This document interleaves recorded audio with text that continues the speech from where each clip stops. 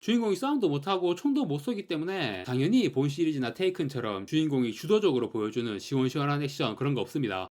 안녕하세요. 다양한 대중문화 콘텐츠를 리뷰하는 남자 머빈입니다. 이번 영상에서 리뷰할 작품은 2025년 4월 9일 개봉 헐리우드 영화 아마추어입니다. 보헤미안 랩소디에서 프레디 머큐리 역을 완벽하게 연기해서 아카데미 나무주연상을 수상한 배우 라미 말렉의 원톱 주연 영화고요. 감독은 제임스 하비스. 영화보다는 TV 드라마 연출을 많이 한 감독입니다. 페니 드레드풀, 미스트, 설국열차 등의 작품이 필모했습니다. 이 영화 아마추어는 첩보 액션 장르라고 할 수 있고요. 본 시리즈하고 비슷한 느낌이에요. 테이큰하고도 내용이 좀 비슷하고요. 그런데 본 시리즈와 테이큰하고 비교해서 결정적인 차이, 주인공이 싸움을 못한다는 거, 총도 제대로 못 쏴요. 이 영화에서 기억에 남았던 장면 중에 주인공의 조력자가 주인공한테 타겟을 저격으로 간단하게 처치할 수 있습니다. 이렇게 말하니까 주인공이 나는 그런 거 못해요 라고 답하는 장면이 있는데 진짜 그런 주인공이에요. 본 시리즈나 테이큰 같은 영화 주인공하고는 전혀 다르고 딴에는 총 쏘는 연습을 해보긴 하는데 표적에 전혀 맞지를 않으니까 교관이 더 가까이 가서 쏴보라고 해요. 그래서 가까이 가서 쏴도 그래도 안 맞아. 결국 완전 표적지 바로 앞까지 가서 쏘니까 그제야 맞는 거예요. 아예 이런 쪽으로 재능이 전혀 없는 그런 캐릭터입니다. 자, 이렇게 싸움도 못하고 총도 못 쓰는 주인공이 왜 첩보 액션 영화에서 주인공으로 나오고 있는 건지 내용을 스포일러 없이 소개해 보겠습니다. 주인공은 찰리 헬러라는 이름의 CIA 소속 데스크 요원이고요. 정보 분석하고 암호 해독하는 그런 일을 합니다. 그리고 정말 사랑하는 와이프와 둘이서 행복하게 살고 있습니다. 와이프의 이름은 세라고요. 자식은 아직 없는 것 같습니다. 세라도 직장에 다니는데 어느 날 런던으로 출장을 갑니다. 그래서 세라는 런던에 가 있고 찰리는 CIA에서 일하고 있는데 런던에서 테러가 발생했다는 뉴스가 나와요. 이 범인들한테 세라가 인질로 끌려가게 되고 경찰의 포위를 돌파하는 과정에서 범인 중 한 명이 세라를 총으로 쏴서 죽입니다. 사랑하는 아내가 죽었다는 소식을 들은 찰리는 당연히 큰 시류에 빠져 지내게 되지만 이내 마음을 다잡고 테러 당시의 상황이 나오는 CCTV를 비롯한 여러 영상들을 직접 분석해서 범인들의 정체를 다 밝혀내요. 범인들은 4인조고요. 이 범인들의 정체를 상관에게 보고하는데 이 영화에서 CIA 국장이 나오고 그 밑에 있는 본부장이 나오거든요. 국장은 이번에 새로 부임해온 여자 국장이고 본부장은 그동안 CIA에서 오래 일하면서 여러가지 구린 일들을 해온 그런 캐릭터예요. 그런데 이번 테러의 범인인 그 4인조 일당이 과거에 본부장이 주도해서 저질러온 CIA 비밀작전 그런 구린 일들에 연루가 되어 있는 놈들인 거예요. 그래서 본부장은 찰리가 범인들 정체 밝혀내서 보고하기 전부터 이미 범인들을 다 알고 있었는데 안 잡고 냅두고 있는 거예요. 찰리한테는 우리가 다 알아서 할 테니까 휴식하면서 마음을 추스르게 이렇게 말하고요. 그런데 당연히 찰리는 납득할 수가 없죠. 그럼 내가 직접 잡겠다. 그러면 CIA에서 그렇게 하세요 하고 내버려 두겠습니까? 주인공은 범인들을 추적하고 CIA에서는 그런 주인공을 막기 위해 요원을 보내서 주인공을 추적하고 이런 이중 추적 구도의 플롯, 첩보 액션 장르 영화에서 가장 흔하게 볼 수 있는 플롯이죠. 주인공이 싸움을 못한다는 것만 빼면 주인공이 싸움도 못하고 총도 못 쏘기 때문에 당연히 본 시리즈나 테이큰처럼 주인공이 주도적으로 보여주는 시원시원한 액션 그런 거 없습니다. 하지만 액션이 아예 없지는 않아요. 주인공이 공격을 당해서 피하거나 어설프게 방어하면서 몸싸움 조금 하는 그런 정도는 있고요. 그리고 주인공 말고 다른 요원들끼리 격투하는 액션도 있어요. 그런 육탄전 액션이 나오긴 해도 우리가 그동안 봐온 첩보 액션 영화들의 일반적인 볼거리에 비하면 아주 소소한 수준입니다. 그나마 다행인 건 찰리가 속성으로 현장 요원 교육을 받기는 하거든요. 그런데 격투나 사격이나 제대로 하는 게 없는데 폭탄 제조하는 것만 진짜 잘하는 거예요. 그래서 찰리가 즉석에서 폭탄 만들어서 팡팡 터트리는 그런 액션 장면들이 몇 개 있고요. 그리고 이 영화의 가장 큰 볼거리, 유명 관광지의 호텔들을 보면 옥상에 바닥이 유리로 되어 있는 수영장이 있잖아요. 수영장 바닥 유리를 통해서 건물 아래쪽 다 보이는 그런 거 인터넷에서 영상이나 사진으로 볼 때마다 와, 저 유리 깨지면 어떻게 될까? 라는 상상을 보통 하게 되잖아요. 이 영화에서 그 상상을 실제 영상으로 보여줍니다. 물론 실제 호텔 수영장을 그렇게 부순 건 아닐 테고 영화에서 연출한 장면일 뿐이지만 어쨌든 이 영화에서 가장 스케일 큰 볼거리라고 할 수 있는 장면으로 나오고요. 첩보 액션 장르로서 대충 구색은 갖추고 있다. 그렇게 볼 수가 있습니다. 그래서 영화가 재미있느냐? 결론부터 말하자면 그다지 재미있지는 않았습니다. 역시 이런 장르에서 주인공이 싸움도 잘하고 총도 잘 쏘고 일당백으로 다 때려 눕히는 그런 재미가 빠지니까 진짜 차포 떼고 도는 장기처럼 영화가 거저하합니다. 상영시간이 크레딧 포함 2시간 좀 넘는데 상영시간 자체도 이 정도면 꽤 긴 편이긴 하지만 그 이상으로 영화가 엄청 길게 느껴져요. 초반에 사건 터지고 주인공이 직접 범인 잡겠다고 나서기까지가 영화의 도입부잖아요. 이 도입부부터가 길어. 시작하자마자 사건 터지는 게 아니라 세라가 런던으로 출장 가고 그동안 찰리는 CIA에서 평범하게 일하는 모습 나오고 직장 동료들하고 얘기하거나 식사하거나 그런 장면도 나와요. 물론 불필요한 장면은 아니고 나중에 조력자가 되는 캐릭터들이 나오는 장면이긴 한데 이런 이런 장면들이 되게 느긋한 흐름으로 진행돼요. 그러다가 사건 터져서 시르에 빠져있는 모습 나오고 정신과 상담도 받고 범인들 정체 알아내서 상관한테 보고했는데 잡을 기미가 없어. 그래서 조직의 반대를 무릅쓰고 찰리가 직접 행동에 나서기까지 또 일련의 과정들이 있단 말이에요. 상관들 속여서 시간을 벌고 현장 요원 교관한테 트레이닝도 받고 하면서 참 굼뜨게 진행됩니다. 그래서 이제 본격적으로 범인들 추적하는 스토리에 돌입해서는 범인들이 4인조잖아요. 유럽의 여러 국가들을 돌아다니면서 범인들 한 명 한 명씩 내용이 진행된단 말이에요. 그리고 중간중간에 찰리를 추적해온 CIA 요원에 대응하는 그런 내용도 들어가야 하고, 내용이 진행되는 단계가 너무 많은데 영화가 세상 느긋해. 액션은 부족해도 나름 분위기는 긴장감 있게 잘 잡아놓거든요. 일단 주인공이 싸움을 못하는 것 자체가 그것만으로도 어느 정도 긴장감 조성이 되니까 그런 요소는 잘 활용을 했어요. 하지만 영화가 전체적으로 너무 리듬감이 나빠요. 완급 조절이나 임팩트 그런 부분들이 다 너무 부족합니다. 이 영화가 소설 원작인데 영화까지 마치 소설을 읽는 것 같은 그런 리듬이었습니다. 물론 재미있는 장면들도 있긴 합니다. 찰리가 머리를 써서 범인들을 제압하고 위기를 극복해가는 내용들이 엄청 기발한 내용까지는 아니어도 나름 흥미진진합니다. 특히 찰리가 사람을 죽여본 적도 없고 이런 험한 상황들을 살면서 겪어본 적이 없으니까 처음으로 이런 일들을 경험하면서 초반에는 엄청 어설프다가 차츰 적응하면서 갈수록 과감하게 행동하는 그런 성장물로서의 재미도 어느 정도 있고요. 주인공이 액션을 못하는 첩보 액션 영화라는 그런 기획 자체가 완전히 글러먹은 건 아니에요. 그런 독특한 설정을 가지고 재미를 뽑아낼 수 있는 재료는 분명히 있는 영화입니다. 하지만 결과적으로 그 재료들을 가지고 그렇게 임팩트 있는 재미까지는 뽑아내지 못했고, 이것저것 보여줘야 할 내용도 많은데 영화를 너무 느긋한 흐름으로 만들어버렸어요. 몇몇 내용들은 과감하고 속도감 있는 전개를 보여줘서 영화의 전체 리듬감을 좀 살렸어야 하는데 그런 부분에서 감독이 영화를 너무 안일하게 만들어버린 느낌이 있습니다. 주인공 라미 말렉을 비롯해서 유명한 배우들이 꽤 나오거든요. 그런 유명한 배우들이 연기한 캐릭터들도 그다지 잘 활용을 못한 느낌이었습니다. 이 영화 포스터를 보면 라미 말렉 혼자 있는 포스터도 있고 로렌스 피시번이랑 둘이 같이 나오는 포스터도 있는데 생각보다 로렌스 피시번의 출연 비중이 크지가 않아요. 로렌스 피시번이 현장 요원 교관 캐릭터거든요. 주인공한테 교육을 시키고 나중에는 주인공을 추적해오는 캐릭터인데 캐릭터 역할에 되게 입체적인 변화가 있습니다. 이 캐릭터에 좀 더 비중을 두고 주인공이랑 대립하다가 협력하다가 하는 식으로 더 잘 활용할 수 있었을 것 같은데 전혀 그런 활용을 하지 못합니다. 포스터에 저렇게 둘이 나와 있는 모습은 거의 페이크 수준이에요. 그냥 라미 말렉 원톱 주연작이라고 해야 할 정도로 로렌스 피시번의 출연 분량이 많지 않습니다. 그리고 마블에서 퍼니셔 역으로 나오고 있는 존 번탈도 출연하는데요. 존 번탈은 CIA의 에이스급 현장 요원 역할로 나오는데 얘는 로렌스 피시번처럼 생각보다 분량이 많지 않다 정도가 아니라 이 캐릭터도 왜 나왔지 싶은 수준. 나름 유명하고 특히 액션 캐릭터로 강렬한 이미지가 있는 배우가 등장하는데 거의 맥거핀이라고 해도 될 정도로 뭐가 없습니다. 이렇게 캐릭터 활용 면에서도 아쉬웠고, 그리고 가장 중요한 주인공 라미 말렉도 저 개인적으로는 이런 내용 이런 캐릭터 설정에서 최선의 캐스팅이었나 하는 의문이 생기거든요. 라미 말렉은 누가 봐도 외모의 인상이 너무 강렬하잖아요. 눈도 부리부리 해가지고 허접으로 보이지가 않는단 말이야. 몸도 군살 하나 없이 잘 빠졌고 같이 일하는 CIA 사무직 동료들 보면 배도 나오고 막 너드같이 생겼는데 라미 말렉은 그런 느낌이 전혀 아니죠. 첩보 액션 장르에 출연시켜 놓으면 누가 봐도 현장 요원으로 보이는 그런 비주얼이잖아. 액션 잘할 것 같고 영화를 볼 때 이 캐릭터가 겉모습만 봐도 싸움도 못하고 약해 보이는 그런 느낌이 있었으면 더 괜찮았을 것 같은데 라미 말렉은 전혀 그런 느낌이 없어서 그 부분도 저는 좀 아쉽다고 생각했습니다. 이 영화에서 찰리의 아내 세라 역으로 나온 배우가 레이첼 브로스난, 올여름에 개봉하는 제임스 건 감독의 슈퍼맨에서 로이스 레인 역으로 나오는 배우예요. 그래서 이 배우가 나오는 장면에서 로이스 역에 어울리는 느낌인지를 생각하면서 봤는데 꽤 괜찮은 느낌이었습니다. 외모도 굉장히 예쁘고 로이스 캐릭터에 잘 어울리는 이미지였어요. 이 영화에서는 초반에 죽는 역할이지만 주인공이 회상을 하거나 환각을 보는 것 같은 장면으로 영화의 중후반까지 꾸준히 등장을 해요. 아주 예쁘고 매력있는 배우라서 슈퍼맨에서 로이스 레인으로 나오는 것도 상당히 기대가 됩니다. 이 아마추어라는 영화가 디즈니 배급작으로 우리나라에서 몇 달 전부터 개봉 시기를 확정하고 프로모션을 엄청 일찍 시작했거든요. 영화가 엄청 대작인 것도 아니고 티켓 파워가 센 배우가 나오는 것도 아닌데 엄청 일찍 몇 달 전부터 프로모션 하는 거 보고 영화가 나름 자신이 있나 보다 생각을 했습니다. 그런데 막상 보니까 그 정도의 영화는 아니었네요. 조금 기대를 했는데 아쉬운 결과물입니다. 네, 영화 아마추어에 대한 리뷰는 이것으로 마무리하겠습니다. 구독과 좋아요 부탁드립니다. 시청해주셔서 감사합니다.